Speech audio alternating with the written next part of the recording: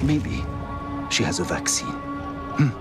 Maybe she has a cure. Maybe I can stop working in a quarantine tent that's lined with claymores and C4. You're a humanitarian, and I'm not sure you can afford to be. You have a better option on the table? Because we're barely containing this. And I hope you have a solution that doesn't involve a nuclear response. I heard the talk. Okay. Let's try it your way. Let's extract Dr. McIntosh and pray to God she's got answers we can use. Merci.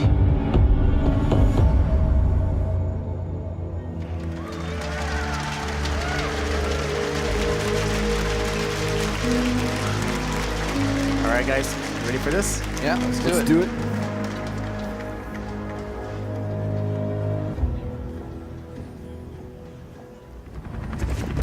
Dr. McIntosh is holed up in the serology lab, but external comms just went dark.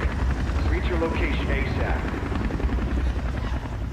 $20 says this exfil is a bust. With the good doctor's resumes, anything to go watch. All right, boys, lights off. Let's take our time. Got a breacher, yeah, behind the car. Let's try to go silently. Anybody got a line of sight? Oh, he's coming, watch out. Line him up. Okay, looks like they might have heard that. Let's go inside.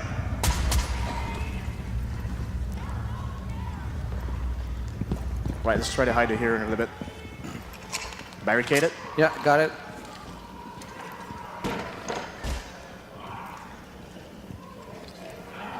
All right, I'm gonna check the corridor. Oh, we have activity. All right, come on in. Chenka, you want to cover the left side? Smoke, take the right. Moving up. There's 2 on the right side.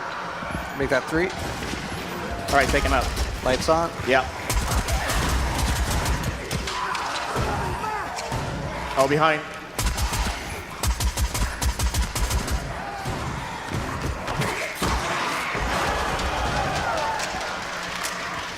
Right. Watch out, through the wall. Came right behind you. Let's go in the media room. Behind.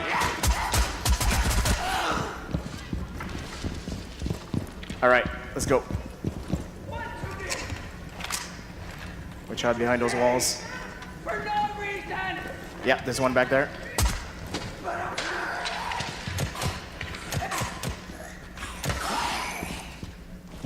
Okay, looks clear. Let's set up for the door over here. All right, send turret up. Perfect. Here we go. I've got multiple hoppers. Closing on your position. Yeah, we got a lot of breachers. Watch out. Evo, take them out. We got a rooter behind. Reloading. Smoking it up. Yeah, try to back up a little bit if you can. Yeah, ooh, rooter right here. You see it? Behind again. You got me? Got one. Is there another one? Yeah. Lurk is down. Head to the serology lab. Okay, everybody in. Oh, we're just lucky, or do they know where we're headed? We continue with the mission. It's all we can do. We kill over here. Okay, lights off. Take your time. We have a grunt over here. Okay, I'll line him up. Watch out on the left side. Yeah, critter right here. You probably heard that. Watch out. Let's take the right side. Yeah, right behind you.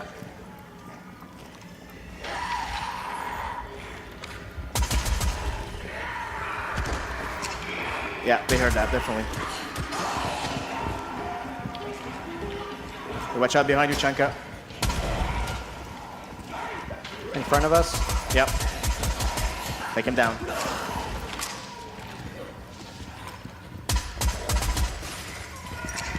All right, meet up at the top of the stairs. Yeah, they're coming. They're right behind us. Watch out.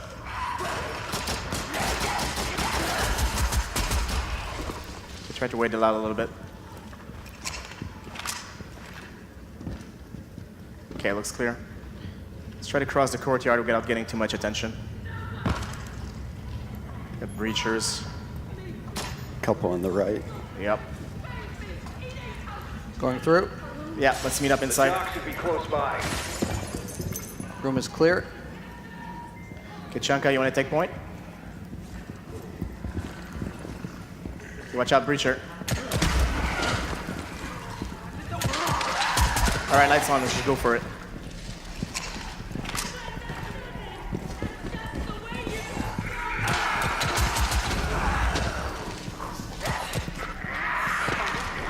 Under, below.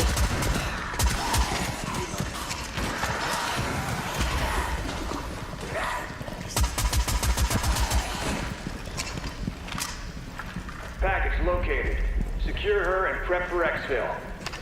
Okay, barricading windows. All right, Barricading perfect. door. Gonna get some reinforcements. Turret up over the courtyard. Perfect. Killing drone deployed. Gonna cover a corner over here.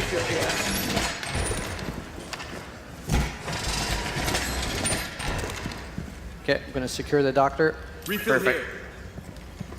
here. You made it. Good. Now help me recover my research so we can get the hell out of here. You've got hostiles inbound. Protect the doctor at all costs. I'm right behind you, Chanka. Right. Do you see them? I see a couple on the west. Yeah, a lot of them. Light him up. Okay, I'm backing up.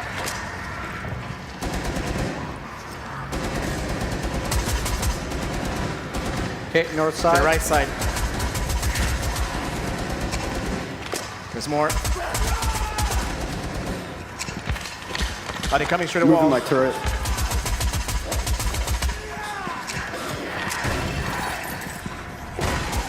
On the other side.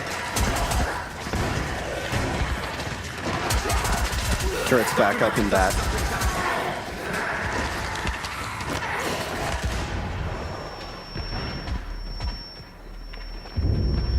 Okay, watch out. Fortifying. Yeah, perfect. Watch out, there's more behind that wall. They're gonna breach it.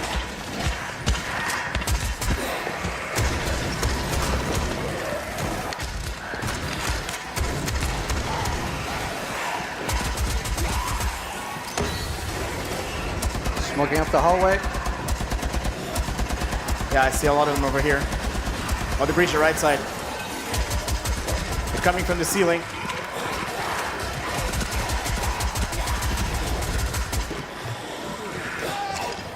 Yeah, doctor's under attack, watch out.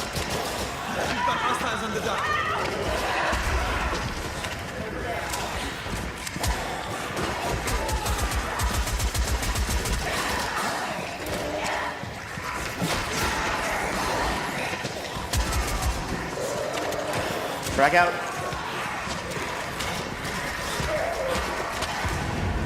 I need cover.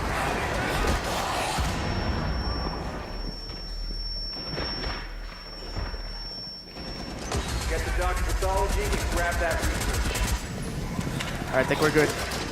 Gonna get the doctor. Let's get out of here. All right, covering you. Following you.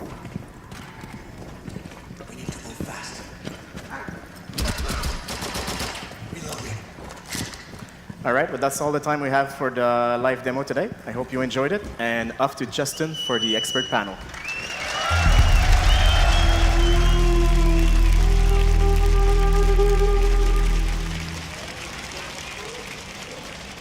At live gameplay footage of Outbreak, our free event coming to all consoles and platforms in the near future on March 6th. It is going to be lasting 4 weeks, and we cannot wait for you guys to play. Please give a big round of applause to my amazing panelists that will be breaking down all the details that you just saw. Of course, we didn't want to spoil everything. Mac, you are just coming off the demo. Thank you back for joining us. But please give a big round of applause for my 3 amazing guests. Lucian Solban, lead writer on Outbreak. How's it going, Lucian? It's going really well. How are you doing? I'm doing great, man. How's it going? It's so great to be here on the big stage, showcasing Outbreak for the first time. Seriously, this is like living the dream. Yeah, what's it like for you as the lead writer to see it out there for the first time? It's really incredible. I've been waiting a year for this thing to finally come out and to see everybody's reaction, to hear all the feedback on it. It's just incredible. And to see Mac just doing that great run-through right now, I can't wait to play it. Absolutely. And my second guest, Irvin Dos Reyes. Please give him a big round of applause. Technical director on Rainbow Six Siege. How's it going, Irvin? I'm fine, except they survived, so I'm sad as the AI team. As technical director, it's your job to be the player's worst nightmare. Oh, and, yeah. And unfortunately for you, Irvin, Mac, you succeeded, your team succeeded in accomplishing the first half of that mission. Of course, we have 3 maps, but you guys finished that first half. Yeah, we managed to go through it. I was pretty excited to see. It's always stressful. We never know what can happen, and this is the live demo. It's actually what player's going to play. There's no cheats, so it was pretty stressful. Yeah, absolutely. But you guys handled it wonderfully. A lot of Tachanka pro plays, I see you there. Now, to go over all the details that you're going to be experiencing here, we're going to break down everything from the story to the AI to the level design of everything. But first, let's set the stage here. Lucian, what is going on in Outbreak? What's happening here?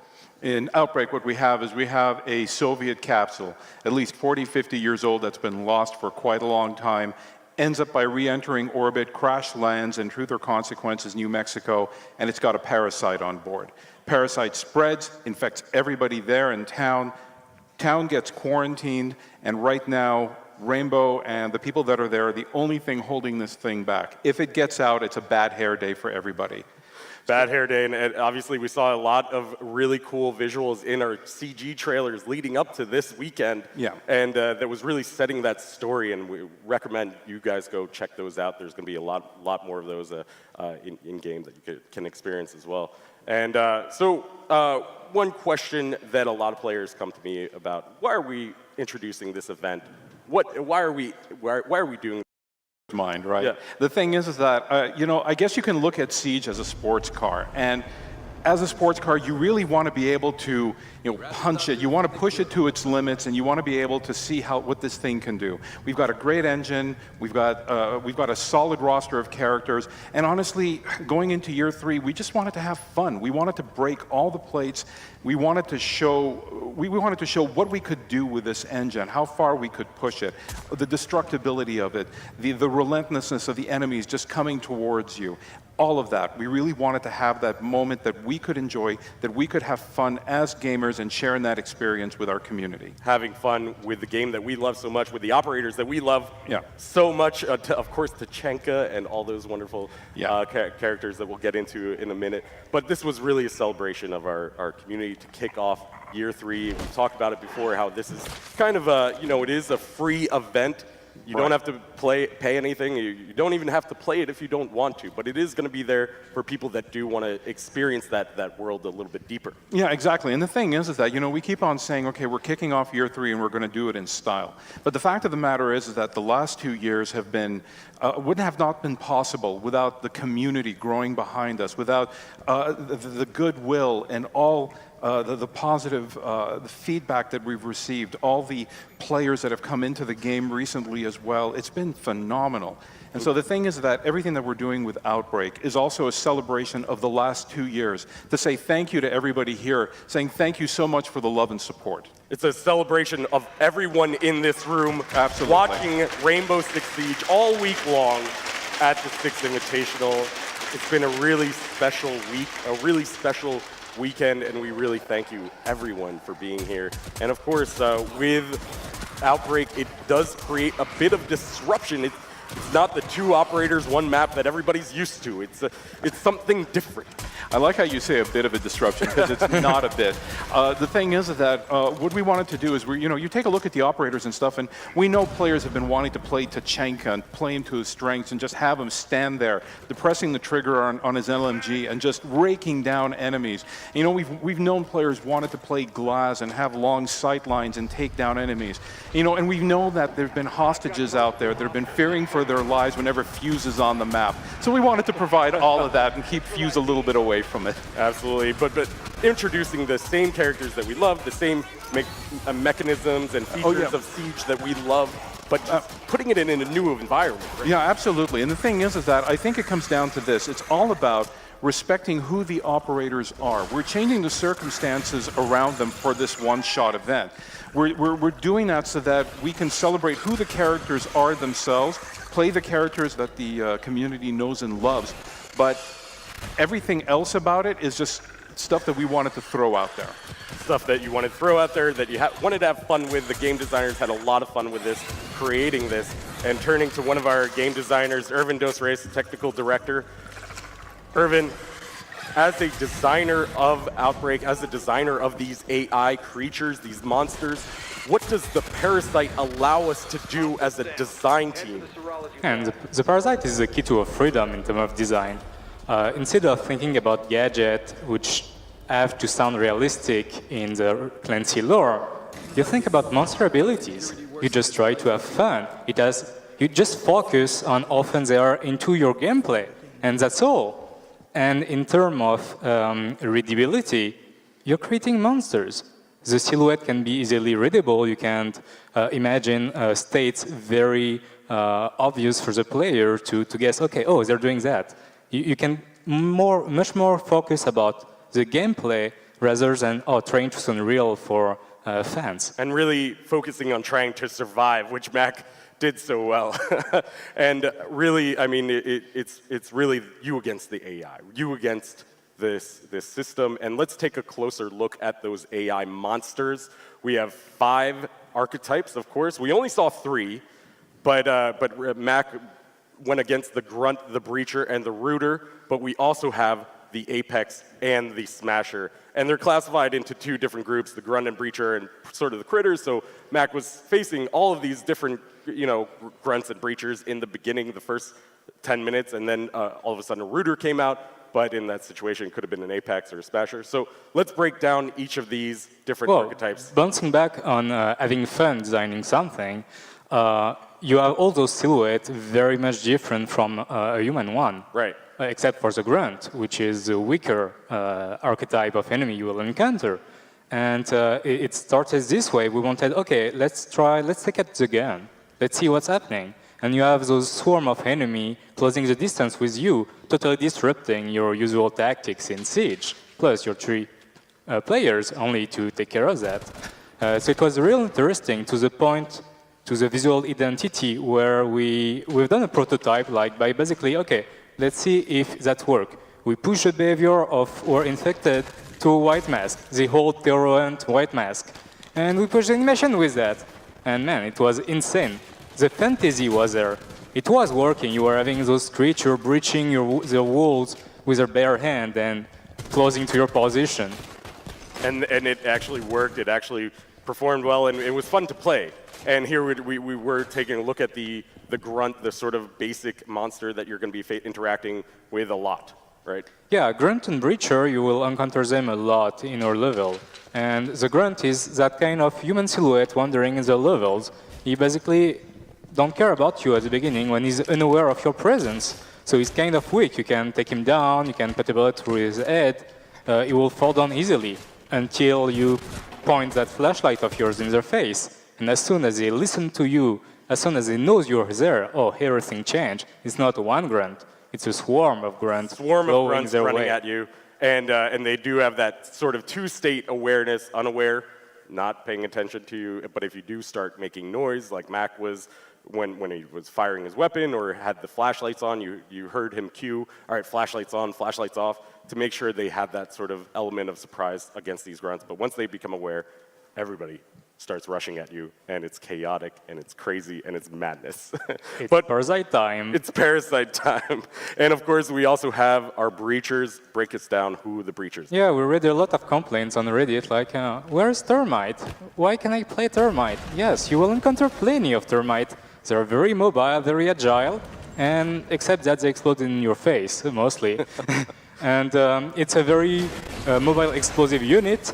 They will try to open way for their allies to your position, and they will disrupt your group. You will force to avoid being too close from each other.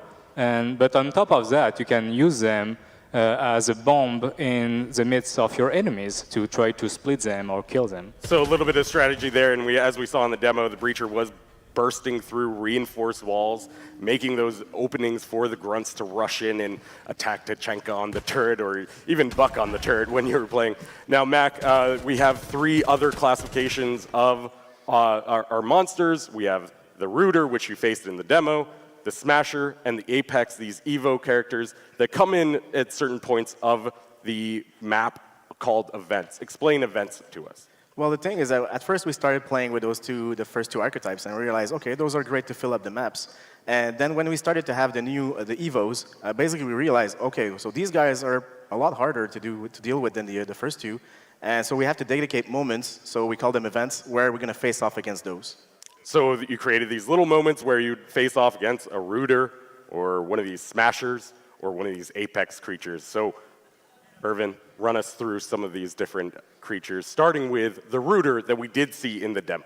Yeah, this is my favorite little nightmare. She's a very fast and agile support unit. She will teleport at first to try to stay far from your team and crowd control you. She will root a player in your team, forcing him to stay a bit immobile at first.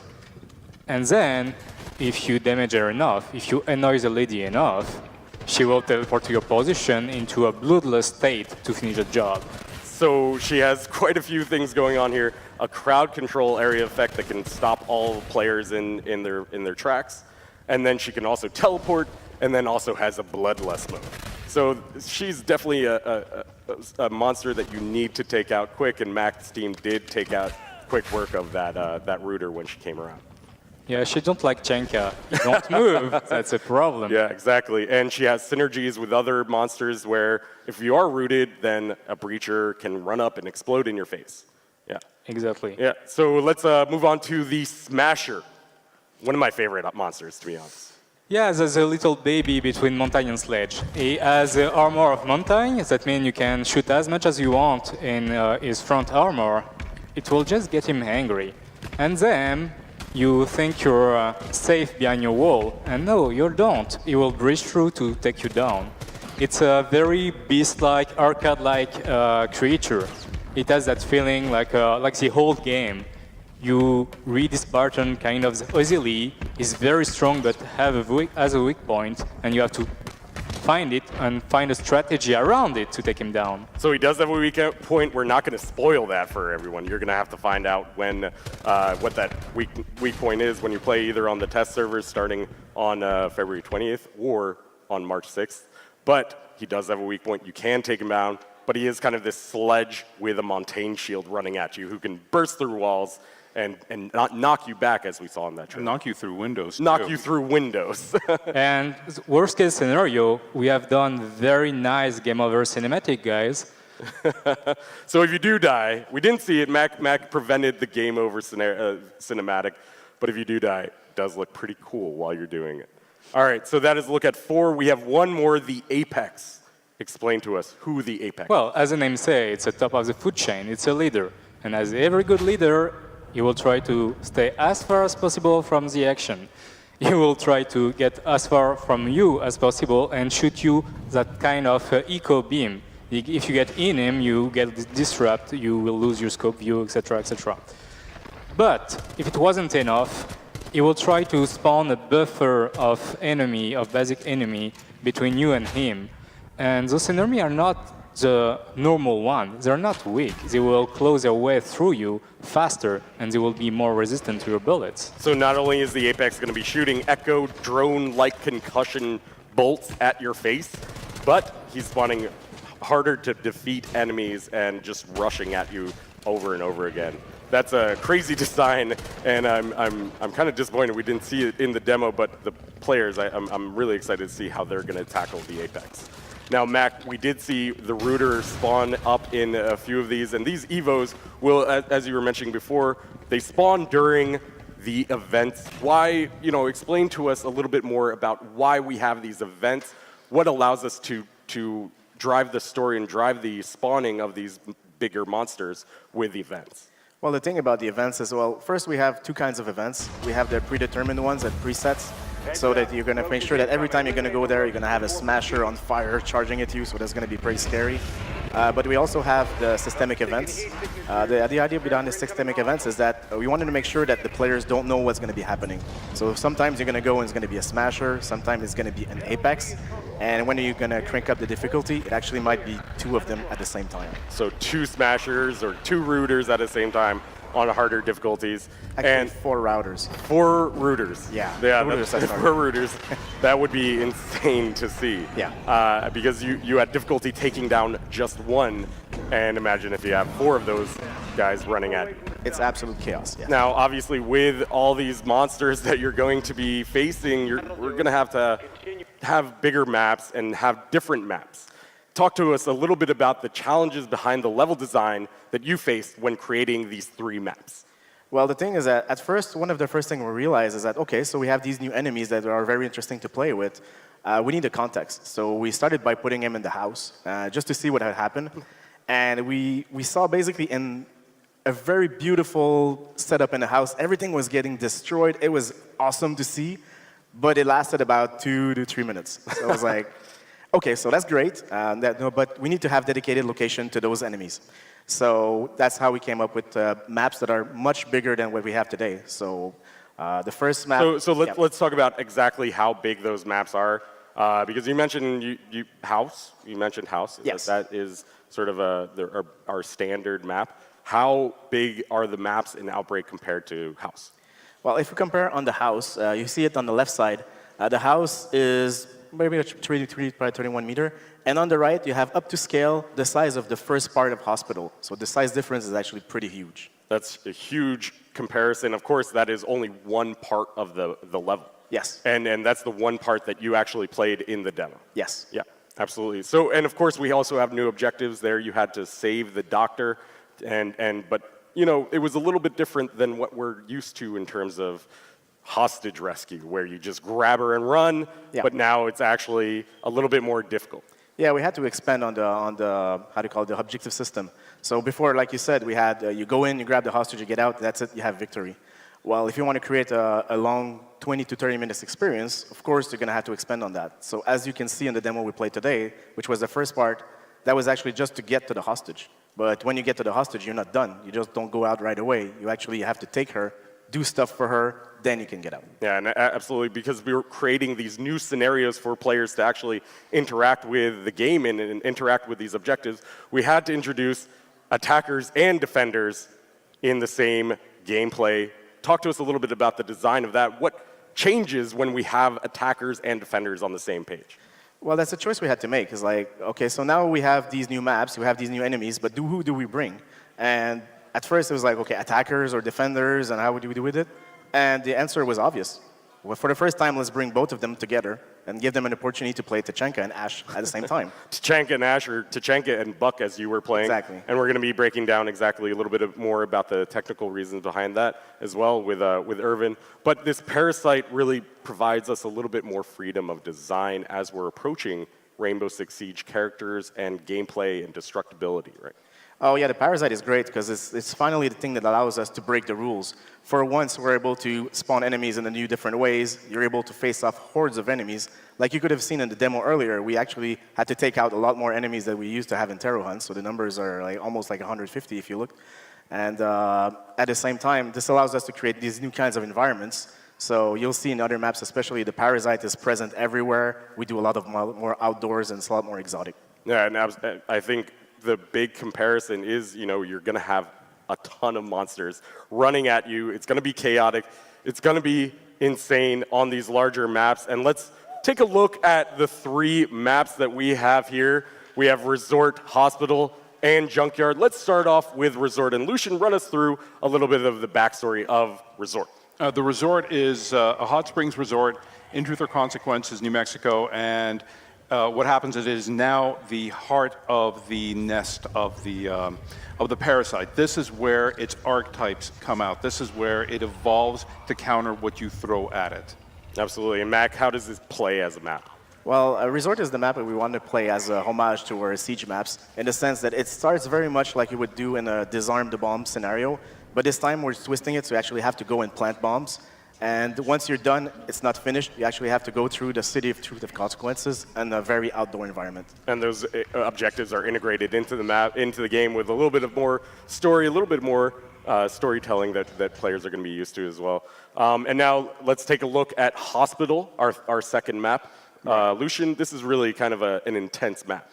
This is an intense map because what happens is you've got Dr. McIntosh. She was there when the outbreak first started happening. She worked with the CDC teams. She's managed to remain uninfected. And if there's anybody that has any information, it's her, but she's trapped in the hospital. Obviously, we saw a lot of this doctor in some of the teaser assets that were released leading up to Outbreak. Mac, how does that map play? Well, as you saw in the demo, this is a map where we took the CQB to the next level. It's very close quarter. You have to go through those corridors, very difficult. And also, it's where we expanded on the concept of hostage rescue, and we took it to the next level where it takes time to get to the hostage. And once you got her, it's not done. You actually have to do stuff before you're able to exfiltrate on the rooftop. And finally, we have Junkyard, which is really kind of the start of it all, right? Lucian? Start and end of it all. The junkyard, the nest, is essentially where the capsule is located, and that is what you're going to be going after. It's at the heart of all of this. So you take this down, you may be able to finally fight all of this and stop the infection. Mac, I imagine there's going to be a lot of monsters here in the junkyard. Oh, absolutely. This is the heart of the nest. So you can see the environment is very parasited. It feels out of this world. And it's time to take off the training wheels. You're there to blow stuff up. Blow stuff up in Junkyard. Maybe plant that Tachanka turret and just unleash hell. Absolutely. I'm just trying to figure out, when were the training wheels on? Yeah, that's a good question. Now, Irvin, you're going to be playing on these larger maps with more monsters, more difficult monsters. But not only that, you're going to be only playing with 3 players. Why are we limiting it to only 3 players instead of the normal 5? We have that very grim and most claustrophobic setup of the Parasite's infection. And we wanted to just increase a bit the drama. And if you have like only 3 players, everyone become key to the success or to the failure. I mean, you need to work together as much as possible. No one can carry the team. You're only 3 and there's 100 of monsters coming at you. It puts more value on each person, making each of them more important in this scenario. And on top of all of the monsters, all the different mechanics, there's also a different way of playing stealth. As we saw with Mac, they approached crouching, and then all of a sudden the monsters were aware. So explain to us a little bit more how stealth works in Outbreak. Yeah, the stealth was a bit improved from the Tyrant. We basically closed the stealth loop. In Tyrant, you go from, oh, I'm undetected, to I'm detected and they will never forget about me. But our maps are a lot bigger with a lot more enemies. So we wanted to give you an opportunity to basically take your breath back and grab some ammo, heal that wounded guys in your team. So we have that mechanic, like you can come back to an hiding place and try back your advance in a more stealth way if you want. As we discussed earlier, there is that unaware and aware state, and you can go back and forth in between them in Outbreak. This sort of stealth loop that you're talking about allows the players to be a little bit more creative with their strategy. And on top of this, the gadgets that players are normally used to, like flashbangs and smoke, interact with enemies in a little bit of a different manner. Briefly explain how those change. Yeah, we just wanted to keep the core mechanics from Siege. You don't learn to play your operator differently. You use them with the same gadget the same way. But the effect may differ and make you able to use those new stealth dynamic and those new takedown mechanics you have seen during the demo. Of course, the same tools that you're used to, you're not going to be learning a whole new game how to play Siege again. It's still the same Siege, but just a few little wrinkles that you're going to be able to experience once you get your hands on Outbreak. And experiment. And experiment. And of course, we've been talking about these two different difficulty levels. Explain to us what these difficulty levels are, regular and pandemic. Well, if you don't want to die in front of your streamers, those guys there, over there, you play normal. If you want to enjoy the real experience of Outbreak, of course you play in Pandemic. You will be able to not only enjoy sometimes a mix between various special archetypes, like for example, two router assisting the smatcher into smatching you. You will see that the enemy are a lot more resistant, but the top archetype, you will discover a new one just for Pandemic. Your teammates. It's the best one as doing a net shot because the friendly fire will be enabled. Right, for the first time actually in normal mode in Outbreak, there won't be friendly fire enabled. But in Pandemic, friendly fire is enabled, so if you're tossing a grenade, shooting ash, breaching, charred, it's going to create even more chaos than a breacher running at you, for example. And of course, with the Pandemic mode, there are going to be exclusive Ubisoft Club Challenge rewards. And we're going to take a quick look at some of these rewards. They are so cool looking in-game. They're going to be used in both PvP and PvE, of course. And they're kind of glowing, and there's going to be one per week, actually. And there is even going to be one leading up to the launch of Outbreak. So these are going to be exclusive for beating Pandemic mode in the game, which is really going to be kind of a cool reward once you receive those. All right, so talking about the operators, going back to the operators, we have a select limited amount of operators. Why are we only limiting it to a certain amount? There's two factors. First, the fan service and the fact that Vitaly is very big as a man and I'm small. So of course there's Chenka in the game. But also, instead of just the fan service, we have to find the right operator to have a synergy inside the Outbreak operation. And for example, Twitch with her drone zapping grunts would have been funny to see, but a bit useless.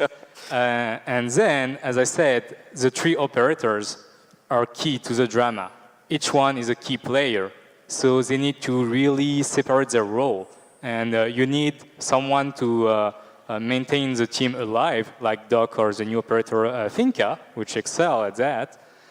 You need, with that swarm of enemy coming at you, some good crowd control operator, like Ying, for example, or the new Lion operator to help you manage the amount of enemy coming.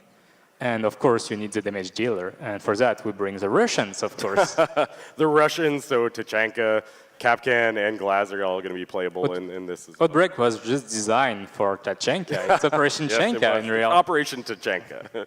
Yeah, no, I think we're going to see a lot of different gameplay, and not changing the way that operators are played is one of the reasons why Thermite is not actually playable. But he is going to be in there, as Lucian's going to be sort of talking about. But he is going to be in there. But talk a little bit about why we didn't want Thermite playable in Outbreak. Yeah.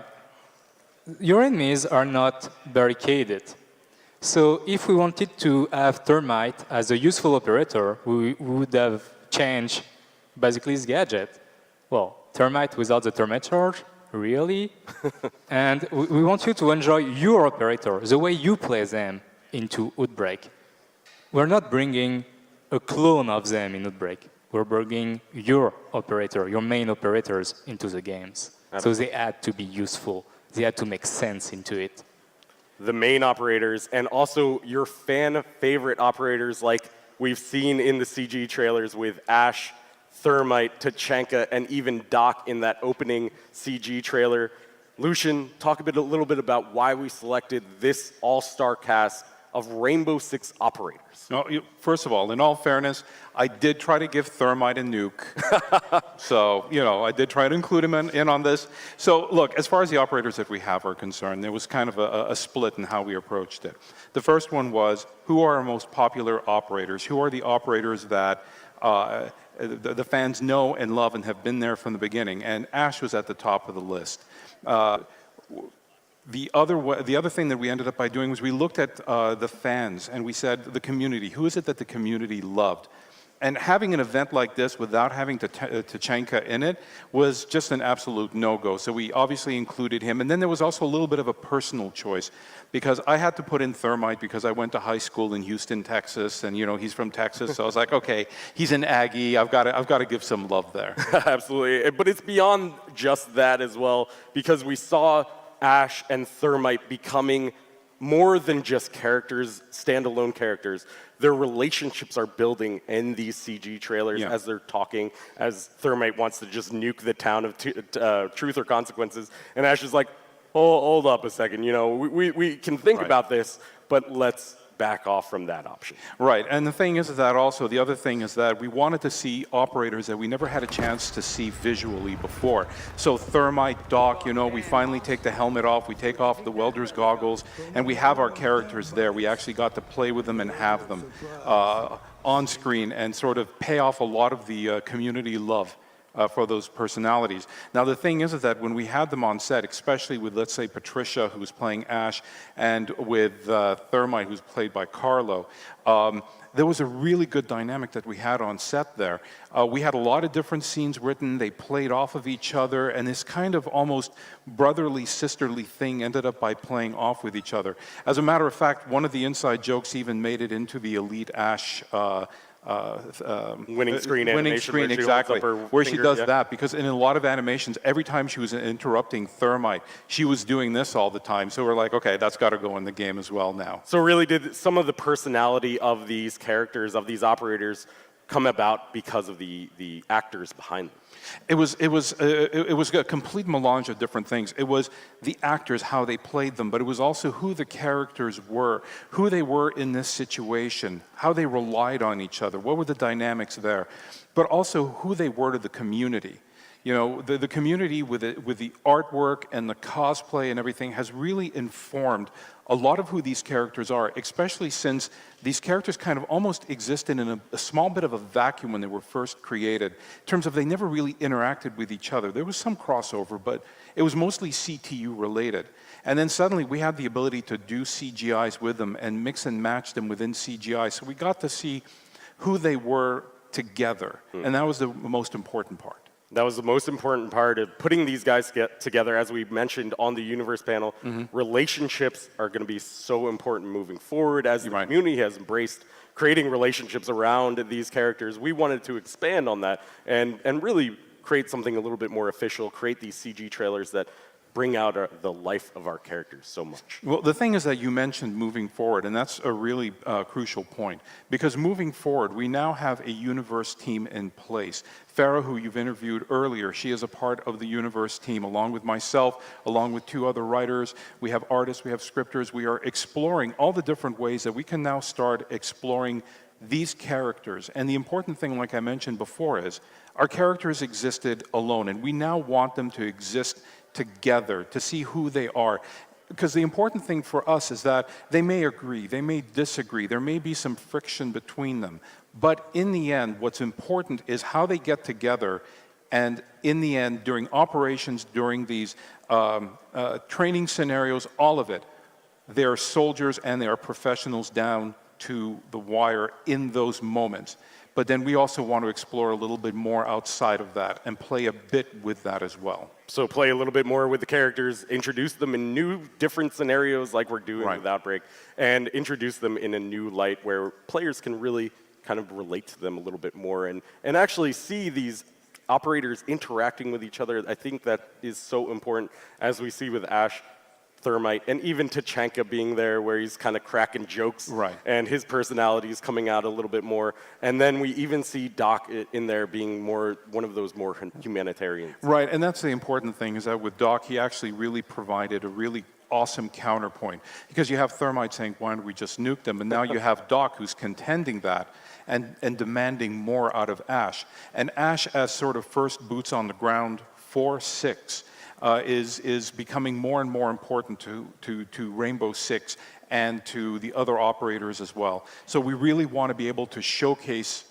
those operators, and now the question is, and that's the question that the Universe team is exploring, how do we do that? How do we evolve those characters for the future, moving beyond Outbreak, moving into year 3, and building those connections, building those storylines that the players have been really embracing, and really, I mean, this is all about the community, all about providing the community with entertainment value for our operators, and really creating this world. You know, the thing is that the community is the one that's been doing the heavy lifting. I mean, if you think about it, the initial bios that came out were about maybe a paragraph to 2 paragraphs long. The ones that have really informed who the characterizations are have come from the community. The who interacts with whom is, I probably just screwed that one up, but who interacts with who has actually been a major thing that the community has helped bring up and build. And we want to play off of that, and we want the community to be involved. We are listening, we are watching, we are learning.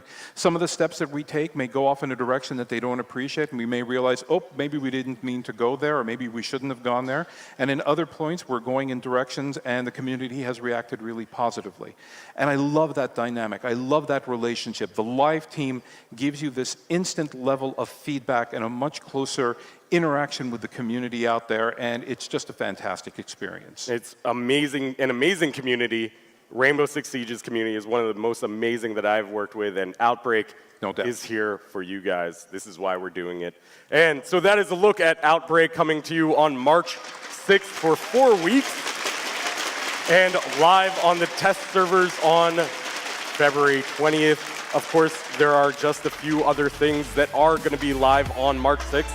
We have the Ash Elite skin that will be arriving in the Outbreak packs. We have this Outbreak collection that we are launching with 50 packs available, and the Ash Elite skin will be available in that. So on top of the free one that you're going to be able to get from playing the game, for playing one game before March 6th, you're also going to be able to get an Ash Elite skin that has a different variation. You're also going to be able to get everything from weapon charms to weapon skins to full BDU body dress units with headgear and charms, all within the Outbreak packs. And of course, if you play Outbreak when it's live, you will get 4 free Outbreak packs, and they will be available in-game for our 6 credits. And this is something that we're going to be tying in. There's obviously a little bit of storyline here that ties in the operators to the Outbreak pack. Right, and that's what you're going to be seeing more of, is we're going to use every opportunity and every little thing that we can in order to tie in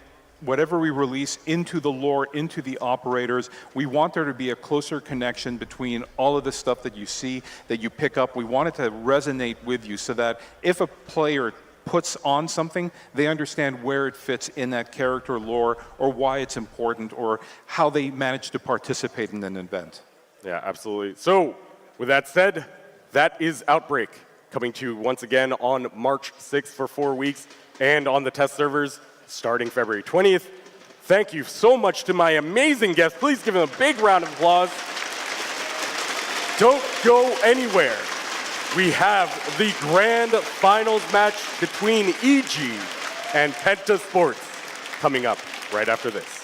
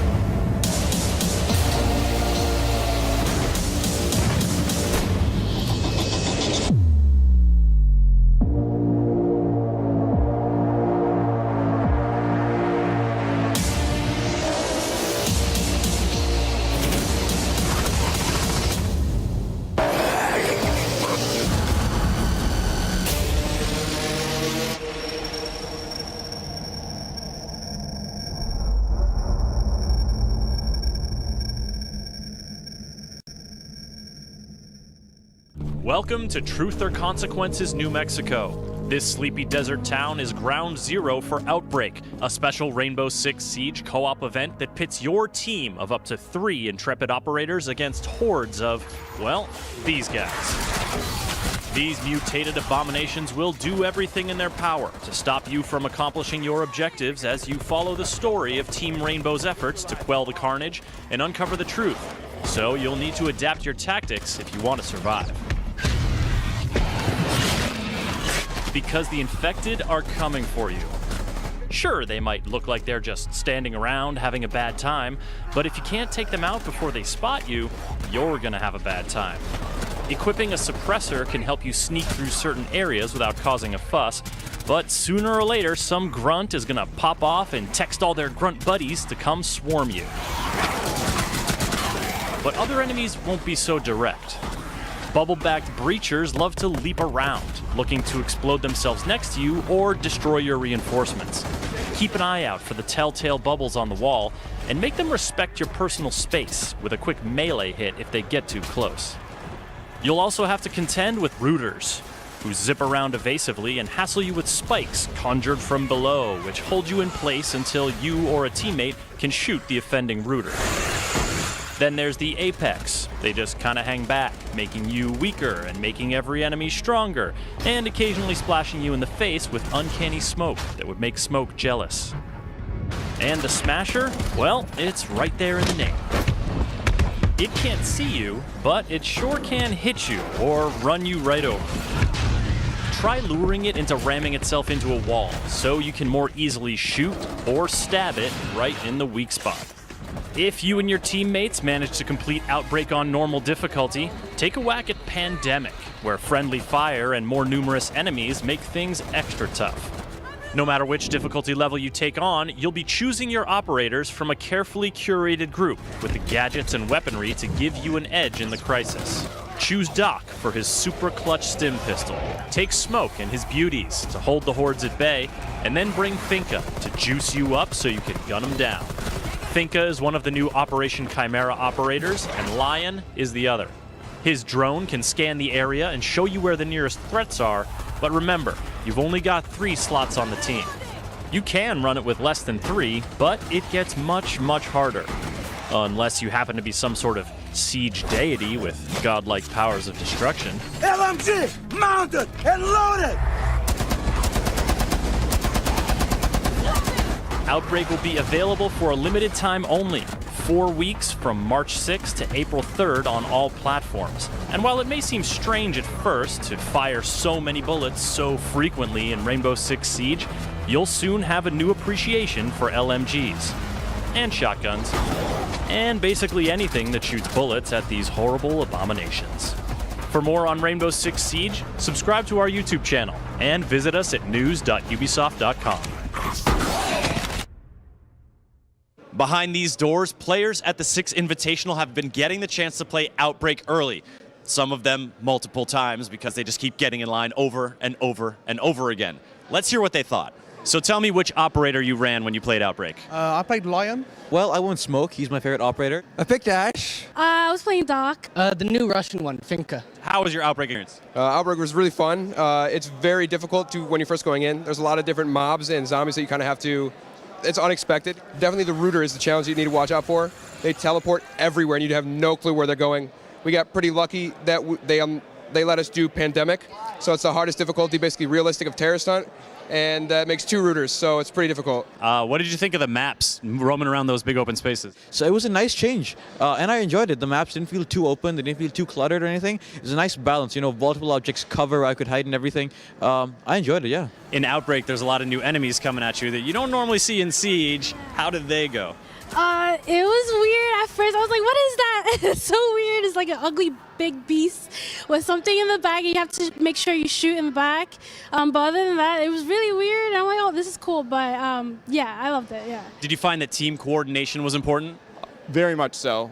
If you were by yourself, and there was a few cases where we kind of separated, and then we were kind of doing our own thing. And as a result, we started to actually lose a certain area. So it was good that between Lion's ability and our ability to work together, we were able to persevere. Are you looking forward to playing more Outbreak? Yeah, definitely. I'm so excited, yeah. Oh yeah, I cannot wait to get home and try this out some more. I'm very excited to play it. The Outbreak fight rages on here at the Six Invitational, but it's coming soon to you, March 6th on all platforms. You'll be able to check it out yourself.